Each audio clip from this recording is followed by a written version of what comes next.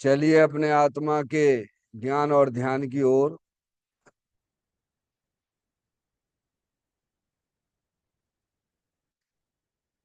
अपने चंचल मन को एवं चंचल उपयोग को स्थिर करने के लिए जिनवाणी माता के माध्यम से अपनी वर्तमान ज्ञान की पर्याय में सम्यक विज्ञान उत्पन्न करते हुए शरीर शरीर से संबंधित जितने भी चेतन अचेतन पदार्थ हैं उनका मुझ भगवान आत्मा के साथ में किसी भी प्रकार का कोई संबंध नहीं है। इस प्रकार समस्त पर पदार्थों में अपने संबंध की वृत्ति को छोड़ते हुए अंदर में जो अखंड ज्ञान ज्योति स्वरूप भगवान आत्मा है उसमें ही वर्तमान पर्याय का संबंध जोड़ते हुए कि मेरा यह भगवान आत्मा सदा काल शरीर आदि पर पदार्थों से भिन्न एकमात्र अखंड ज्ञान ज्योति स्वरूप है। ऐसा अपने आप को जानो और ऐसा ही अनुभव करो कि वर्तमान में ही मेरा यह भगवान आत्मा शरीर आदि पर पदार्थों से भिन्न एकमात्र अखंड ज्ञान ज्योति स्वरूप ही है।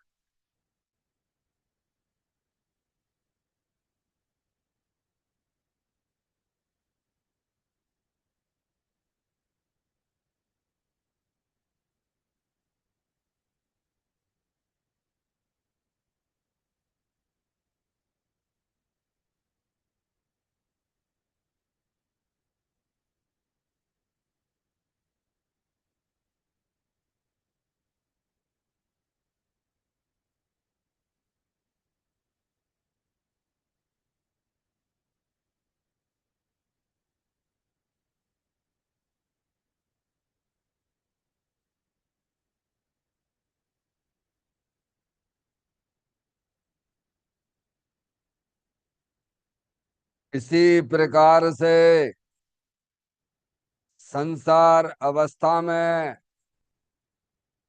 आत्मा की पर्याय में जो विविध प्रकार की पुण्य पाप के परिणाम दिखाई देते हैं वे समस्त परिणाम पर द्रव्यों के लक्ष्य से होने वाले भाव हैं। वे हमारे आत्मा का स्वभाव नहीं है। ऐसे समस्त रागादिक परिणामों में एकत्व बुद्धि, ममत्व बुद्धि, कर्तृत्व बुद्धि, भोक्तृत्व बुद्धि तथा उन रागादिक परिणामों की ज्ञाता बुद्धि को भी छोड़ते हुए अंदर में जो अखंड ज्ञान ज्योति स्वरूप भगवान आत्मा है जो कि सदा काल शरीर रागादिक से भिन्न एकमात्र पूर्ण निराकुलता स्वरूप वाला है। ऐसा अपने आप को जानो और ऐसा ही अनुभव करो कि वर्तमान में ही मेरा यह भगवान आत्मा शरीर रागादिक से भिन्न एकमात्र पूर्ण वीतराग आनंद मूर्ति स्वरूप है।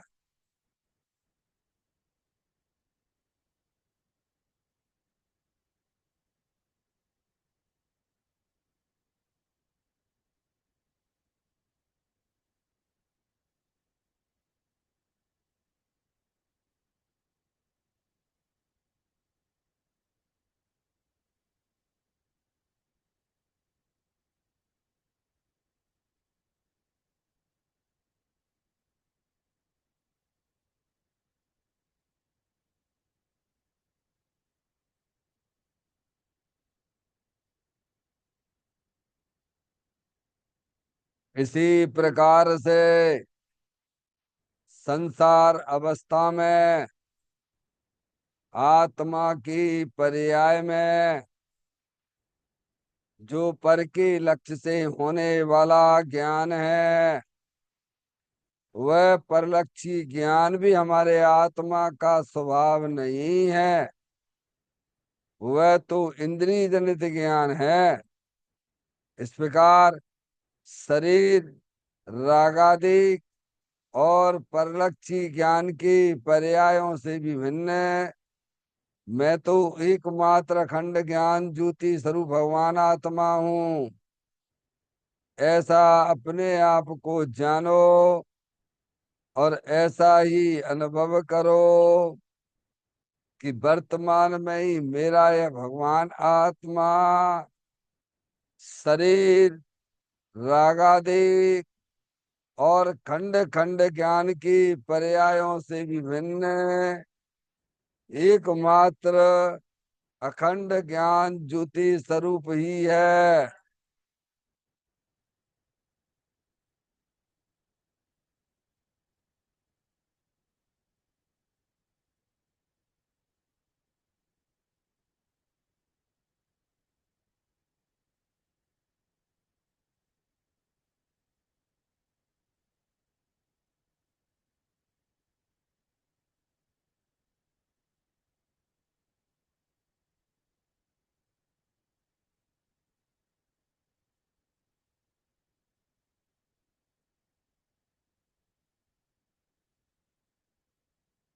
द्रव कर्म भाव कर्म नौ कर्म रहित शुद्धात्म स्वरूपो को हम मेरा ये भगवान आत्मा सदा काल शरीर आदि के नौ कर्मों से भिन्न है। मेरा ये भगवान आत्मा सदा काल ज्ञानावरण आदि आठ कर्मों से भी भिन्न है। मेरा ये भगवान आत्मा सदा काल मोराग देश भाव कर्मों से भी भिन्न है। इस प्रकार द्रव कर्म भाव कर्म नौ कर्म तीनों कर्मों से रहित मैं तो एकमात्र परम पवित्र शुद्धात्म स्वरूप हूँ। ऐसा अपने आप को जानो और ऐसा ही अनुभव करो कि वर्तमान में ही मेरा यह भगवान आत्मा तीनों प्रकार के कर्मों से रहित एकमात्र परम पवित्र शुद्धात्म स्वरूप है।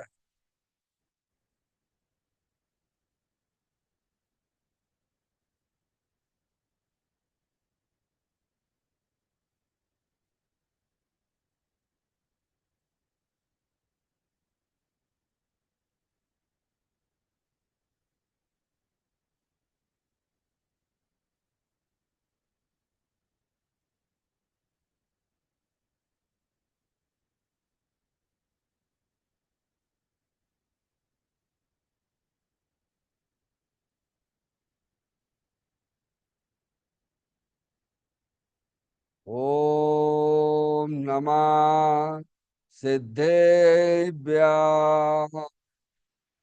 ओम नमः सिद्धेभ्य। ओम नमः सिद्धेभ्य। चिंतामणि समस्तयम का चैतन्य तत्व महान है। निज का करूं मैं चिंतवन निज का करूं श्रद्धान में शुद्धा तुम्हारी देव है जो गुण अनंत निधान है। मैं स्वानुभव में देख लूं आत्मा स्वयं भगवान है, मैं स्वानुभव में देख लूं। आत्मा स्वयं भगवान है, निम्मण जान परिठिया कम कलंकिड़वी। अपाल दऊ जैन परूं ते परम पुड़बेवी। सब कर्म मल्लिका नाश करो अरु प्राप्त कर निज आत्मा। जो लीन निर्मल ध्यान में नम कर निकल परमात्मा। सब नाश कर घन घाति अरो हरे अंत पद को पालिया। कर नमन उन जिन देव को यह काव्य पत अपना लिया।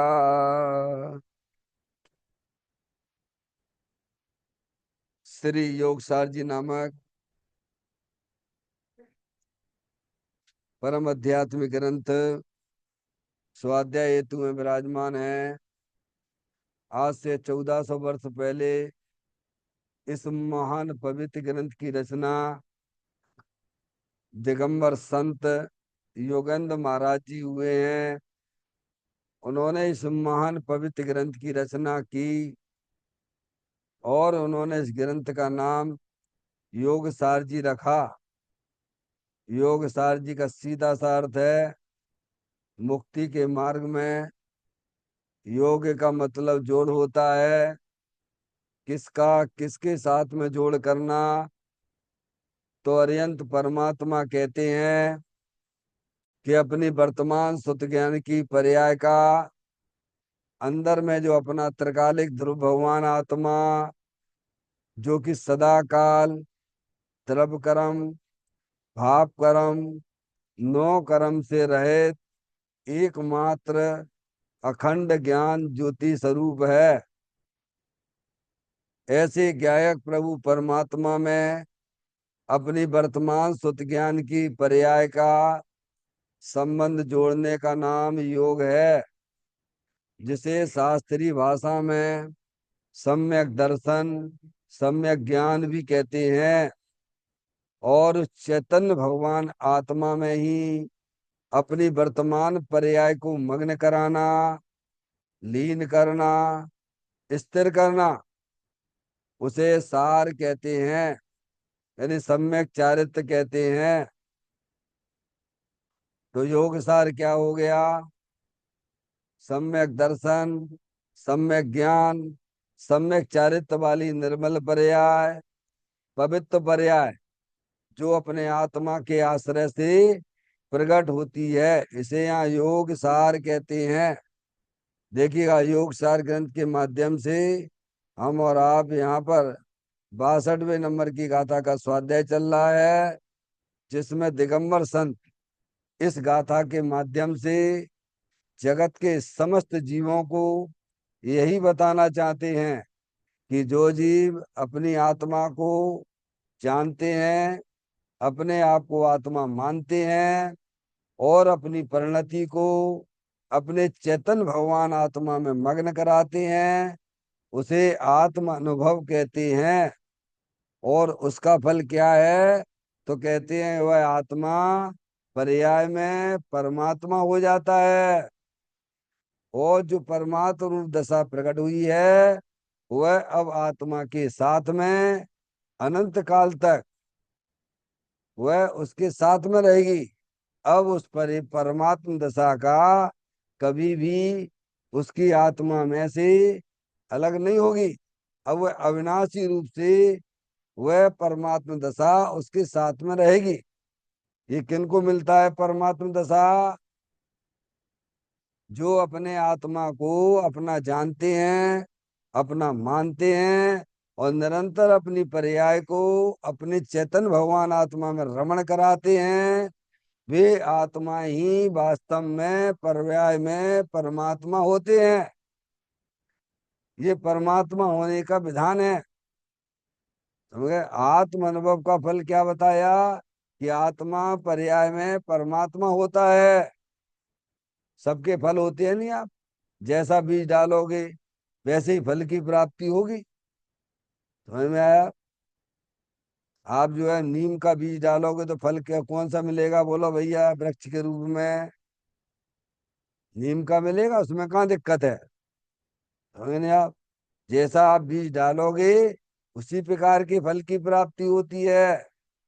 इसीलिए यहाँ ये बताया जा रहा है, जो जीव अपने आप को आत्मा जानते हैं, आत्मा मानते हैं, आत्मा रूप ही अनुभव करते हैं, वे पर्याय में फल के रूप में परमात्मा हो जाते हैं। और जो जीव आत्मा को भूलकर भगवान की पूजा में, भक्ति में, दया दान पूजा अधिक भक्ति में अपने परिणामों को लगाते हैं, वे शुभ भाव के फल में देव गति और मनुष्य गति को प्राप्त होंगे। उसका फल क्या है? आत्मा को भूलकर जो जीव शुभ भाव में अपने उपयोग को लगाते हैं, भगवान की पूजा है, भगवान की भक्ति है, अरिहंत परमात्मा की, समझ में आया भैया? 28 मूल गुण का पालन करते हैं, उसका फल क्या है? शुभ भाव का फल क्या है? मनुष्य गति और देव गति। ऐसे ही जो जीव पंच इंद्रिय के विषयों में अपने आत्मा को भूलकर अपना उपयोग लगाते हैं, तो उन्हें कौन सा फल मिलेगा? त्रियंच गति और मनुष्य गति, त्रियंच गति और नरक गति। क्या हो गए? पुण्य पाप और धर्म का फल समझ में आ गया? पुण्य किसी के ना, पाप किसी के ना, धर्म किसी के ना। जो अपनी आत्मा को भूलकर पंच इंद्रिय के विषयों में मस्त रहती हैं, आगे जाने वाली उनकी पर्याय त्रियंच गति और नरक गति है। ये भगवान अरिहंत परमात्मा का ही संदेशा है। और जो जीव आत्मा को भूलकर अरिहंत परमात्मा की भक्ति, पूजा, दया दान आदि, समझ में आए, शुभ भाव में अपने उपयोग को रमण कराते हैं, वे जीव फल के रूप में मनुष्य गति और देव गति को प्राप्त करेंगे। और जो जीव अपनी आत्मा को अपना जानते हैं, अपनी आत्मा को अपना मानते हैं और निरंतर अपनी पर्याय को अपने चैतन्य भगवान आत्मा में रमण कराते हैं, उन्हें फल के रूप में क्या मिलेगा? परमात्मा हो जाएंगे। आगे भाई पांचों गतियों का विभाजन हो गया। गतियां कितनी होती हैं? 5 गति होती हैं। गति यानी आत्मा की अवस्था विशेष का नाम गति है। समझ में आए भैया? जैसा आप कारण डालोगे वैसा फल की प्राप्ति होगी, उसमें कहाँ दिक्कत है। तो एक गाथा में हमको यह समझाया गया है, जो अपने उपयोग को अपने चेतन भगवान आत्मा में रमण कराते हैं, वे पर्याय में परमात्मा हो जाते हैं। और वह परमात्मा दशा उस जीव के साथ में अविनाशी रूप से रहेगी। और जो अपने उपयोग को शुभ भाव में लगाते हैं आत्मा को भूलकर, समझ में आया भैया, तो वे देव गति को प्राप्त होंगे, मनुष्य गति को प्राप्त होंगे। हमें, और जो अपने उपयोग को आत्मा को भूलकर पंचेंद्रिय के विषयों में लगाते हैं, वे कहाँ जाएंगे? त्रियंच गति में जाएंगे और नरक गति में जाएंगे। भगवान उसमें क्या करेंगे? भगवान तो हमें मार्ग बताने वाले हैं। समझ में आए भैया? ये गाथा का मूल विषय है। देखिए, गाथा का पाठ करते हुए इसके कुछ पॉइंटों पे विचार किया जा रहा है। अपन तो आत्म में रहे तो कौन सा फल ना मिले, बस हो ये केवल ज्ञान एवं अख्यानंद परिणमे। यानी जब अपनापन अपने चेतन भगवान आत्मा में आ जाता है, समस्त अज्ञानी जीवों का अपनापन शरीर में है। किसमें है? कि शरीर है सो मैं हूँ, मैं लड़का हूँ, मैं लड़की हूँ। इस प्रकार की जिनकी जो मान्यता है, उसका फल तो 4 गति 84 लाख योनियों में परिभ्रमण करना है। और जिनका ऐसी मान्यता हो जाती है कि मैं तो अमूर्तिक प्रदेशों का पुंज, प्रसिद्ध ज्ञानादि गुणों का धारी भगवान आत्मा हूँ, ऐसा जब उनका अपनापन अपने चेतन भगवान आत्मा में आ जाता है, तो वे कौन सा फल प्राप्त नहीं करें। अरे आत्मा पर्याय में परमात्मा हो जाता भगवान, और इससे बड़ा फल क्या होगा इस आत्मा के लिए। आत्मा 4 गति 84 लाख योनियों से उसको निजात छुट्टी मिल गई भगवान, और इससे बड़ा कौन सा फल होगा भैया। हम्म। इसीलिए इस गाथा में यह बात मुख्य रूप से कही गई है कि जो अपनापन अपने आत्मा में करती हैं, आत्मा में करते हैं नहीं, अपने आप को चेतन भगवान आत्मा अनुभव करते हैं। मैं लड़का लड़की नहीं हूँ, मैं मोही रागी द्वेषी नहीं हूँ, मैं तो एकमात्र अखंड ज्ञान ज्योति स्वरूप भगवान आत्मा हूँ। ऐसा जब अपनापन अपने आत्मा में आता है, तब वह आत्मा 4 गति 84 लाख योनियों के दुखों से छुट्टी हो जाती है उसकी। और वह आत्मा जैसे महावीर भगवान अन्य जीव पर्याय में परमात्मा बने अनंत सिद्ध परमात्मा बन के रह रहे हैं ना। हम्म। आप नमोकार मंत्र में सिद्ध भगवान को याद करते हो कि नहीं करते हो? समझ में आया भैया? वो चीज आपको मिल जाएगी, वो पर्याय बस आपके साथ में रहेगी। कब? जब आप अपने आप को आत्मा जानोगे, आत्मा मानोगे, आत्मा रूपी अपनी पर्याय को अपने आत्मा में रमण कराओगे, तो वो पर्याय आपको मिलेगी। हम्म। देखिए गए इसके पॉइंटों पे चलते हैं अपन।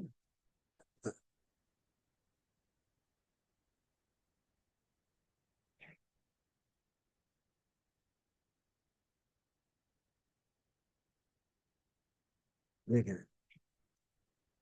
जैसे आम के वृक्ष में पहले डाली पत्ते लगते हैं, वह पीछे आम रूप फल फलता है, वैसे ही अनुभव होने पर प्रथम तो इंद्र चक्रवर्ती आदि के सुखों की प्राप्ति होती है, पीछे पूर्णानंद केवल ज्ञान का सुख प्राप्त होता है। इसी तरह दूसरा दृष्टांत यह है कि चक्रवर्ती के घर की ओर का रास्ता भी कोई अन्य प्रकार का वैभव युक्त होता है। इस रास्ते पर चलने वाले बीच में थोड़ा आराम भी लें, वैसे ही मोक्ष मार्ग से निर्वाण पहुंचने के लिए आत्मानुभवी सुख रूपी मार्ग पर चलता है। वह बीच में स्वर्ग आदि अनुकूल संयोगों को प्राप्त कर अंत में मोक्ष महल में पहुंच जाता है, अर्थात 8 कर्मों का नाश करके सिद्ध दशा प्राप्त करता है। देखें आप, दृष्टांत दिए उन्होंने हैं। जैसे आम के वृक्ष में पहले डाली पत्ते लगते हैं, लगते हैं कि नहीं लगते हैं? बोलो भैया। कैसी होता है, कुछ अलग होता है। आम का बीज है, तुमने बोया, तो सबसे पहले क्या होगा? पत्ते और डालियां होंगी। और बाद में क्या होगा? उस पे आम लगेंगे। बहन जी समझ में आ रही? ऐसी होता कि नहीं होता है? बीज डाला आपने आम का, ऐसा नहीं कि बमूल का, पीपल का बीज डालो और आम का, ऐसा कहीं होता है क्या? नहीं। जैसा बीज डालोगे वैसे ही कैसा फल की प्राप्ति होगी। उससे पहले वो फल लगने से पहले क्या प्रक्रिया होती है? तो कहती है उस आम के वृक्ष में पहले डाली और पत्ते लगते हैं। क्या लगते हैं? एकदम फल लग जाता है क्या? अरे आपने दूध में जामुन डाला तो एकदम क्या वह दही बन जाता है क्या? है? बन गया? उबलता हुआ पानी है, तुमने हीटर पर बंद कर दिया तो एकदम ठंडा हो जाता है क्या? है? समझ में आती है कि नहीं आती है भैया? बच्चा छोटा सा पहले जन्म लेता है, एक साथ 20 साल का हो जाता है क्या? सब चीजें आप समझते हो भगवान, तो ये बात यहाँ समझ में क्यों नहीं आती? धर्म की बातें सब में हाँ करते हो, हैं? और यहाँ क्यों इतनी नहीं? इतने दिन हो गए शास्त्र पढ़ते पढ़ते अपन को सम्य दर्शन क्यों नहीं हो रहा है? तो कारण विपरीत डालोगे भगवान, तो कैसे कार्य की प्राप्ति होगी भैया? कारण विपरीत क्या है? कि बैरमुख हो की भगवान की पूजा भक्ति में दिमाग लगाते हो, तो कारण की विपरीतता हो गई कि नहीं हो गई? उपयोग लगाना था अपने चेतन भगवान आत्मा में, तो सम्यक दर्शन होगा। समय और फिर बाद में आत्मा परमात्मा भी होगा। कारण विपरीत डालो, आप तो शक्कर डालो उसमें, किसमें? दूध में नमक डाल दो सपोज। अगर दूध मीठा क्यों नहीं होता है? दूध मीठा क्यों नहीं होता है? अरे इतनी भगवान की हम पूजा करते हैं, भक्ति करते हैं, स्वाध्याय करते हैं, मुझे सम्यक दर्शन क्यों नहीं होता है? हैं? क्या बोले? अरे भाई जैसे दूध है, दूध में डाल दिया आपने नमक गलती से, है? अब दूध मीठा क्यों नहीं होता है? दूध मीठा क्यों नहीं होता है? तो ऐसे भैया दिमाग से काम करो, अकल से काम करो। शक्कर डालोगे तो दूध मीठा होगा ना। ऐसे इतने दिनों से अपन भगवान की पूजा करते हैं, भक्ति करते हैं, स्वाध्याय करते हैं, प्रवचन भी सुनते हैं, तो हमें सम्यक दर्शन क्यों नहीं होता है भगवान? ये कारण की विपरीतता है ये। भगवान ने कहा अंतर्मुख होगे, अपने चेतन भगवान आत्मा को निहारोगे तो सम्यक दर्शन होगा। क्या है? हम तो रोने लग जाते, गाने लगते हैं क्या? समझ में आई भैया? ये रोने धोने वालों का धर्म नहीं है ये। कारण की विपरीतता होगी तो कार्य भी वैसा ही प्राप्त होगा। और सही दिशा में चलोगे आप गोमटगिरी की तरफ जाओगे तो गोमटगिरी पहुंचोगे कि नहीं पहुंचोगे? बोला भगवान। हम तो दौड़ लगा रहे हैं पलासिया तरफ। किधर? तो गोमटगिरी कब पहुंचोगे भैया? विपरीत दिशा में जितना भी दौड़ लगाई जा रही है, वह अपने स्वभाव से विपरीत ही है वो। यहाँ यही तो बताना चाहते हैं ना। आप वस्तु स्वरूप का बारंबार चिंतन करिए, मनन करिए, ताते हैं जिनवर कथित तत्व अभ्यास करिए, संशय विभ्रम मोह त्याग आप लख लीजिए। अब ये तो चिंतन विचार करते नहीं हो, वस्तु स्वरूप का बारंबार बारंबार करो ना बारंबार। अनादिकाल से एक एक समय करके अपनी आत्मा का विस्मरण किया है, और हर समय भेद ज्ञान की जरूरत होती है। हम्म। तो कहते हैं जैसे आम के वृक्ष में पहले डाली पत्ते लगते हैं ना, वैसे पीछे आम रूप फल फलता है। ऐसे ही है कि नहीं है? है?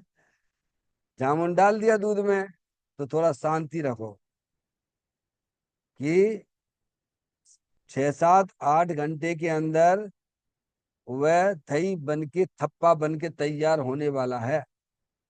ऐसे ही हम बारंबार जब जनवाणी माता को सुनो, समझो, चिंतन करो, विचार करो, ये मार्ग बिल्कुल सही है। ये अरिहंत परमात्मा के द्वारा कही हुई बातें हैं। अंदर अपना चेतन भगवान आत्मा सुख शांति से भरेलो भगवान आत्मा है। आज तक हमारे भगवान आत्मा ने शरीर को छुआ तक नहीं है। आज तक हमारे भगवान आत्मा ने रागादिक परिणतियों को भी नहीं छुआ है। ऐसा चिंतन करो, ऐसा विचार करो। अरे भगवान, मैं तो अनादि अनंत एक रूप रहने वाले सुख शांति वाला भगवान आत्मा हूँ। ये शरीर रागादिक में नहीं हूँ, ये तो सब कर्मकृत वस्तुएं हैं। ऐसे ही अपनी चिंतन की धारा में अपने आप को ले जाओ। क्या तात है जिनवर कथित तत्व अभ्यास करीजे, संशय विभ्रम मोह त्याग आप और लख लीजिए।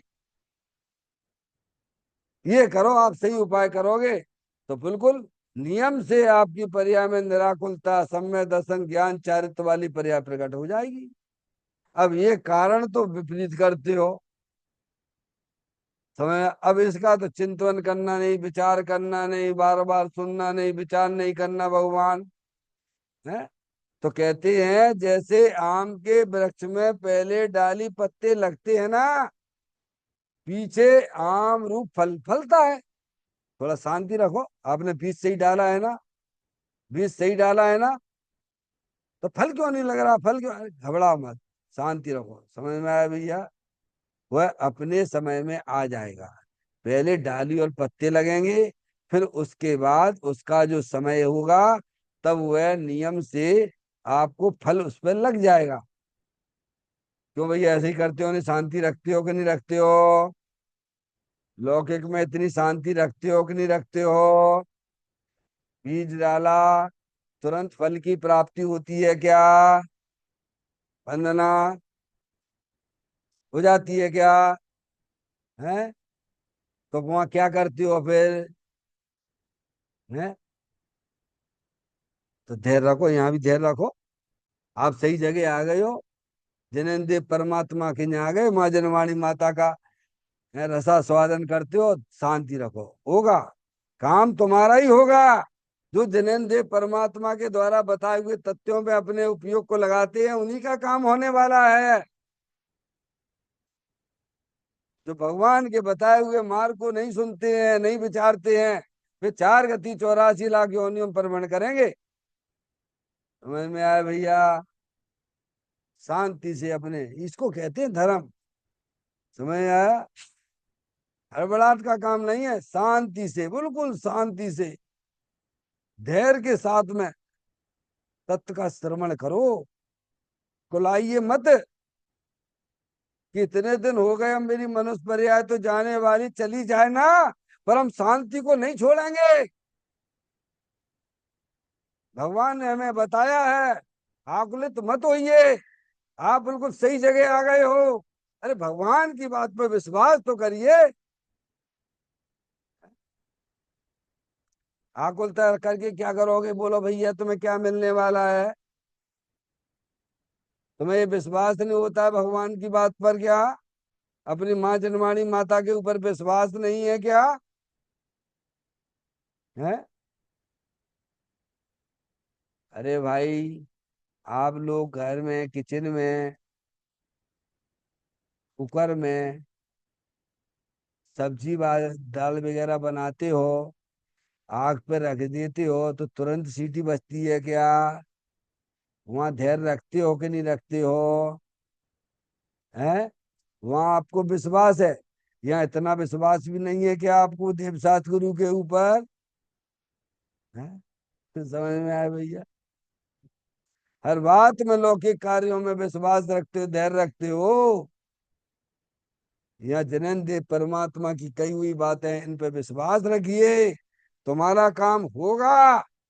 तुमने ये बात समझ ली है कि ये शरीर है, ये जड़ है। अंदर एक कर्मों की रचना है, वो भी जड़ है। और ये विभाव रूप परिणति, शुभाशुभ भाव रूप से हर समय उत्पन्न विध्वंस होती हैं। ये भी आने जाने वाली चीज है। एक अंदर चेतनेश्वर भगवान आत्मा, जो कि अनंत शक्तियों से भरेलो है, वो स्थायी वस्तु है, वो मैं हूं। अब काम आपका हो जाएगा। अब आपका ही काम होगा।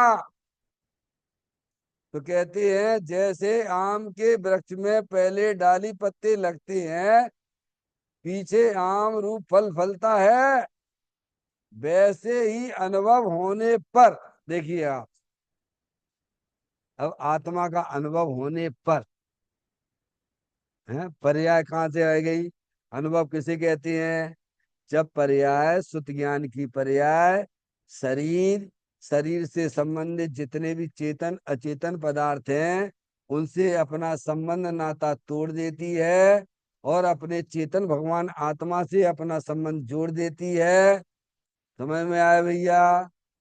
वैर मुक्ता छोड़ के अंदर अखंड ज्ञान ज्योति स्वरूप का रसा स्वादन करती है।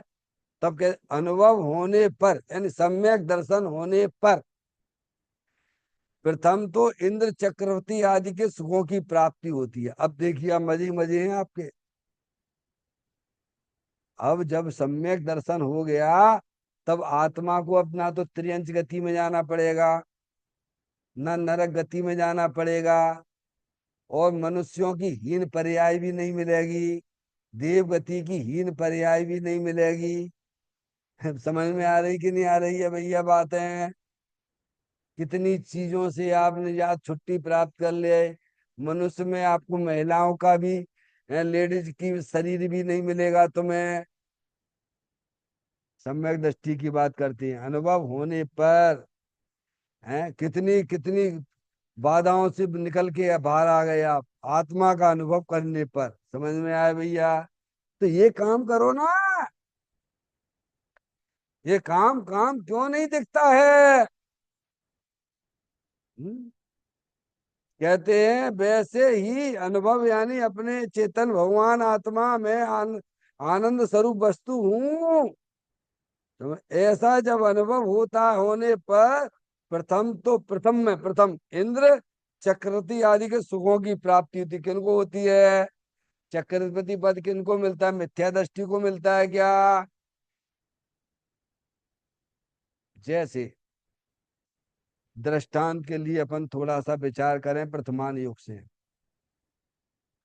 महावीर भगवान का जी, उसे सम्यक दर्शन हुआ शेर की पर्याय में मान ले। समझ में आया भैया?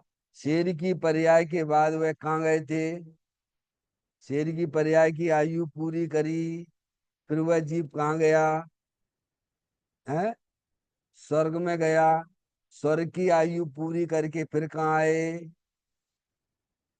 राजा के यहाँ के जन्म लिया। कहाँ लिया? और फिर मुनराज हुए, भावलिंगी संत हुए। सम्यक दृष्टि है ना? और फिर आयु पूरी करके फिर इंद्रदेव बने। फिर आयु पूरी वहां की करके फिर राजा के यहाँ पैदा हुए, फिर मुनराज बने, और फिर जाके फिर देवगति में गए, और फिर आके फिर राजा के बने, फिर भावलिंगी मुनराज हुए। समझ में आया भैया? और 10 भव के बाद तो वे नमो सिद्धारंभ में पहुंच गए। कहाँ पहुंच गए? बोलो, बीच में कुछ पर्याय उनको हीन मिली क्या? है? ऐसा है जी। देखो, संसार में भी रहेगा तो भी उसके मजे ही मजे हैं। सम्यक दृष्टि जीव के, अज्ञानी जीव समझ में आया? चाहे कितने बड़े वैभव में रहता हो, राष्ट्रपति हो, प्रधानमंत्री हो, महादुखी है वो। लेकिन सम्यक दृष्टि जीव जब तक संसार में रहेगा, जितने भी भव हैं उसके इतने बढ़िया बढ़िया मिलेंगे बीच में, जब तक पर्याय में मोक्ष दशा नहीं हो रही तब तक। ये लिख रहा है वो। कहते हैं वैसे ही अनुभव होने पर प्रथम तो इंद्र चक्रवर्ती आदि के सुखों की प्राप्ति होगी। क्या? देखो, चक्रवर्ती के सुख की प्राप्ति उन्हें ही होती है जो अपने आत्मा के अलावा एक परमाणु मात्र को भी अपना नहीं मानते हैं। तभी उसको सम्यक दर्शन होता है। कब होता है? नहीं आई समझ में? है, बिन मांगे मोती मिले, मांगे मिले ना भीख। है, क्यों तुम अपनी इच्छा करके क्यों अपने आप को, है, दुख के गर्त में डालते हो भगवान। अरे ऐसा विचार करो, मैं शुद्ध बुद्ध चेतन घन स्वयं ज्योति सुख धाम, बीजो कहियो केटलू कर विचार तो पाम। मेरी आत्मा के अलावा इस दुनिया में कुछ भी नहीं है, ऐसा अनुभव करो। मेरा तो एक चैतन्य आत्म वस्तु ही बस मेरी है, मुझे किसी से कोई लेना देना नहीं है।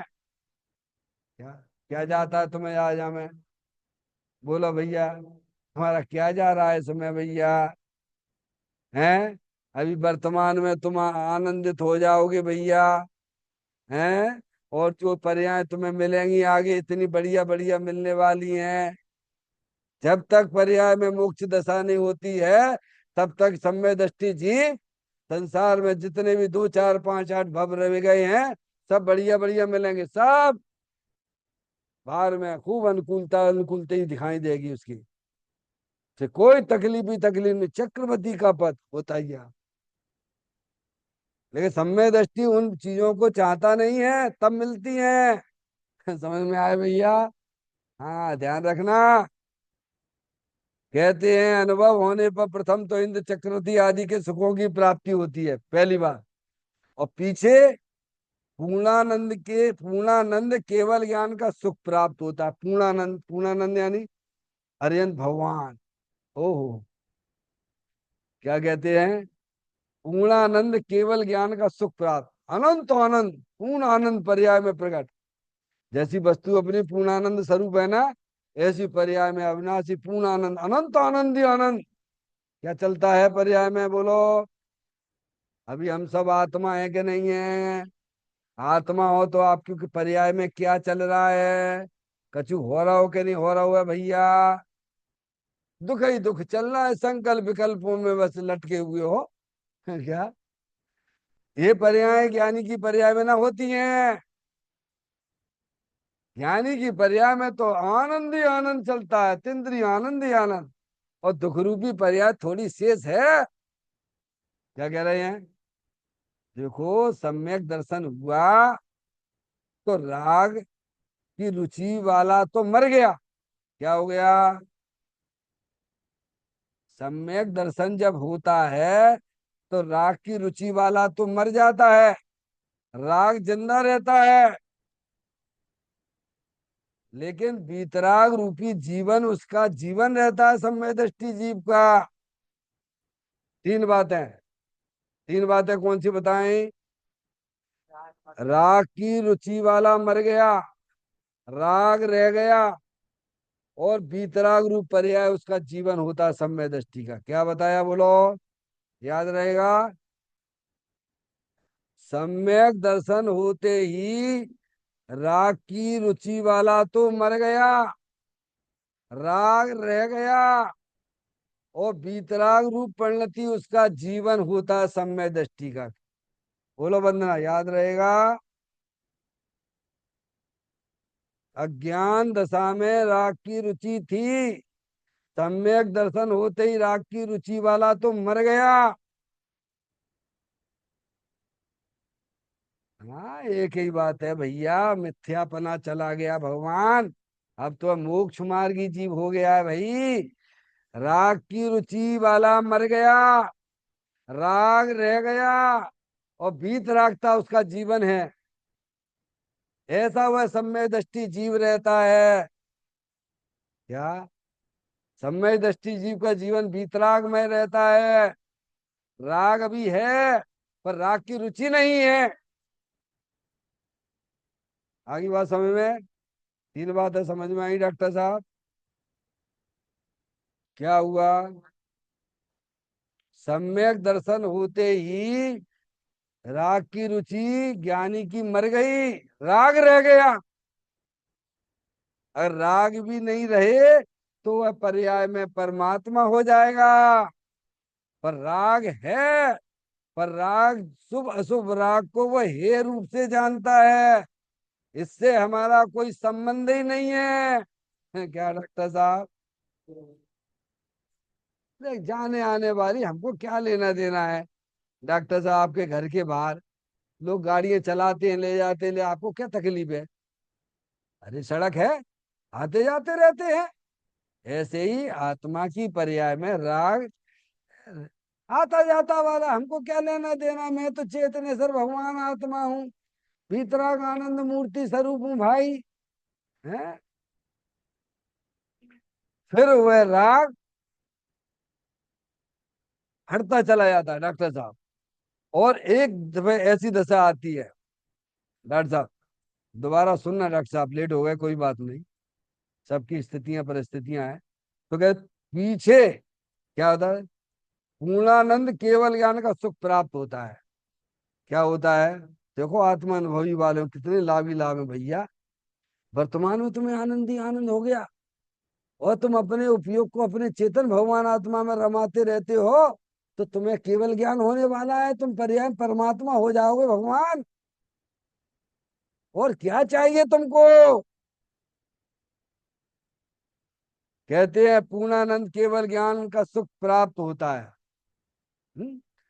इसी तरह दूसरा दृष्टांत ये है। अब दूसरा दृष्टांत देखो, पहला दृष्टांत हुआ, दूसरा चक्रवर्ती के घर की ओर का रास्ता भी कोई अन्य प्रकार का वैभव युक्त होता है। क्या है, चक्रवर्ती का पद किसको मिलता है डॉक्टर साहब, सम्यक दृष्टि जीवों को मिलता है, आत्म अनुभवी वालों को मिलता है, अज्ञानियों को चक्रवर्ती का वैभव नहीं मिलता है।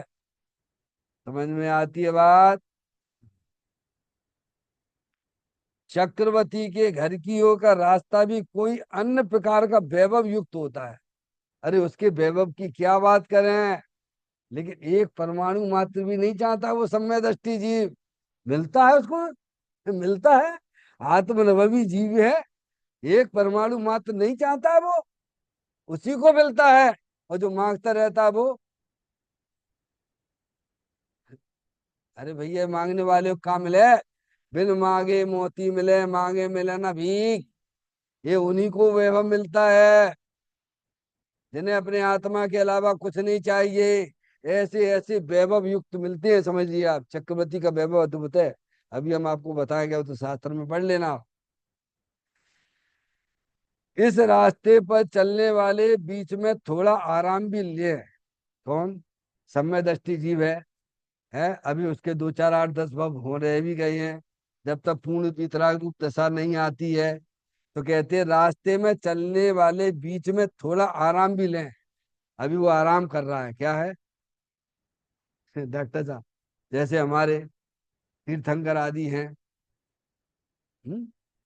आदिनाथ भगवान को ले लीजिए, 84 लाख पूर्व की आयु थी उनकी, तो 83 लाख पूर्व तक जो है डॉक्टर साहब छायक सम्य दृष्टि थे वे, मालूम है। सब तीर्थंकर छायक सम्य दृष्टि होते हैं। और लोगों को ऐसा लगे, अरे साहब छायक सम्य दृष्टि हो, अब ये कायले भोगों में पड़े भाई, और कहाँ है तुम ये डॉक्टर साहब, मूर्खों की भाषा है जे। वे नहीं समझते ना द्रव्य को, ना गुण को, ना पर्याय, कुछ नहीं जानते वे। ऐसा गुरुदेव श्री से नहीं कहते, साहब आप आत्मा की बात है इतनी उत्कृष्ट करते हो तो मुनि क्यों नहीं हो जाते हो। उनसे बात करो ना, आदिनाथ भगवान से, छाई समय दृष्टि है। अब क्या रखा है, जल्दी से फटाफट जाओ ना, अपना काम करके मोक्ष में जाओ, शांति रखो, शांति, वस्तु स्वरूप समझो भगवान। समझ में आए भैया। ये बात यहाँ बता रहे हैं, रास्ते पर चलने वाले बीच में थोड़ा आराम भी लें। अभी वह ज्ञानी जीव है, सब समझ के आगे चल रहा है। आकुलित होने का काम नहीं है, परिणाम समय आकुलता आकुलता का कोई काम नहीं डॉक्टर साहब। शांति से शांति से शांति से, उसे तो शांति प्रिय है क्या, बाहर का दिखाना क्या है। उससे हमारा क्या हो जाए, लोग कहने लगे ओ भैया जो देखो मुनि हो गए हैं, तो इससे तुम्हारा क्या हो जाएगा, परिणाम तो तुम्हारे मुनि जैसे हुए नहीं है। तीन चौकड़ी कसाई के अभाव जैसे परिणाम तुम्हारे भी तो प्रतिमा जैसे नहीं हुए, तो मुनि की तो बात बहुत दूर की बात हो गई है। इसीलिए दूसरे के कहने से आगे ना बढ़ना। जनन दे परमात्मा जो कह रहे वो शांति रखता है, धैर्य रखता है। अरे यहाँ बैठे बैठे आनंद लो ना, जब अपने अंदर कसाय की चौकड़ियां कटती जाएंगी तो तेज व्रति भी होगा, महाव्रति भी हो जाएगा। मार्ग अंदर का है ना। रास्ते पर चलने वाले बीच में थोड़ा आराम भी लें, वैसे ही देखो, वैसे ही मोक्ष मार्ग से निर्वाण पहुंचने के लिए आत्म अनुभवी सुख रूपी मार्ग पर चलता है। कहेगा कौन से मार्ग पे? यार तो यहाँ से चालू हो जाता है, ये समझ लिया। मोक्ष मार्ग बस, अरे सुख स्वरूपी भगवान आत्मा मिल गया, श्रद्धा ने पूरा समर्पण दे दिया अपने चेतन भगवान आत्मा को, है तो आत्मनोवी सुख रूपी मार्ग पे चलता है। अब उसकी पर्याय में कभी भी दुख आने वाले नहीं है।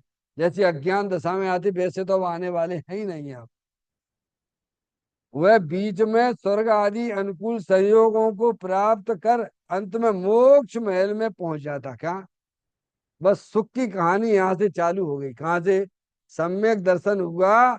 अब उसकी सारी जितने भी भाव मिले, जो भी है 2 4 8 10 भाव रहेंगे, जैसे महावीर भगवान को बताया था अभी, है देवगति में राजा हुए, फिर देवगति में फिर राजा हुए, फिर भावलिंगी संत हुए, फिर देवगति में। बस यही ऐसे पेंडुलम की तरह ही चलेगा, लेकिन सब आनंद में रहेंगे। डॉक्टर साहब, जितना भी आत्म अनुभवी की बात है ये। संयोगों को प्राप्त कर अंत में मोक्ष महल में पहुंच जाए। जैसे महावीर भगवान कहाँ पहुंच गए? अब निर्माण लाडू चढ़ाते नहीं चढ़ाते अपन महावीर भगवान का? ये कहाँ है भैया? उनकी पर्याय में द्रव कर्म भाव कर्म नो कर्म का संयोग, संयोगी भाव का अभाव हो गया, और पर्याय में अनंत दर्शन, अनंत ज्ञान, अनंत सुख, अनंत वीर जैसी परिपूर्ण निर्मल पर्याय उन्होंने प्राप्त करी है। अब वो वहीं रहेगा। कहाँ रहेगा? अब वह द्रव्य कहाँ रहेगा? मोक्ष वाली पर्याय के साथ में रहेगा। किसके साथ में रहेगा? अभी अपन कौन सी पर्याय के साथ में रह रहे हैं डॉक्टर साहब?